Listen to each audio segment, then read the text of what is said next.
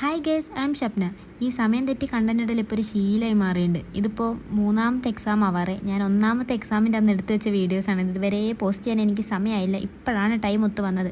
അങ്ങനെ രാവിലെ ഞങ്ങൾ എക്സാമിൻ്റെ അന്ന് വന്നു, പഠിക്കുന്നുണ്ടായി നടക്കുന്നതിൻ്റെ ഇടയ്ക്ക്. അത് കഴിഞ്ഞ് ഹോൾ ടിക്കറ്റൊക്കെ വാങ്ങി എക്സാമൊക്കെ അടിപൊളിയായി എഴുതി. അത് കഴിഞ്ഞ് ഇറങ്ങിയപ്പോൾ ദയാ മാം അവിടെ ഇൻറ്റേർണലിലെ മാർക്ക് കൊടുക്കുന്നുണ്ട്. അപ്പോൾ അതൊക്കെ മേടിച്ചു. ഇൻറ്റേർണലിലെ മാർക്കൊക്കെ എല്ലാവർക്കും കൊള്ളായിരുന്നു.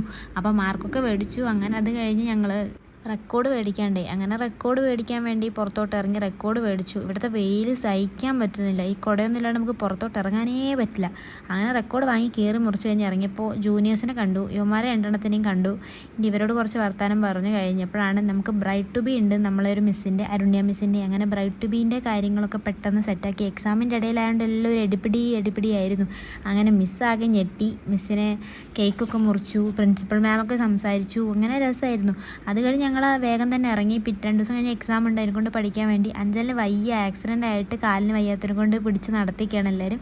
അങ്ങനെ കോളേജിൽ നിന്ന് ഇറങ്ങി നേരെ ഒരു സോഡയൊക്കെ കുടിച്ച് വീട്ടിൽ ചെന്ന് നന്നായിട്ട് ഫുഡ് കഴിച്ച് സുഖമായിട്ട് കിടന്നുറങ്ങി. അപ്പോൾ ഇന്ന് അത്രേ ഉള്ളൂ. ബൈ കാണാം.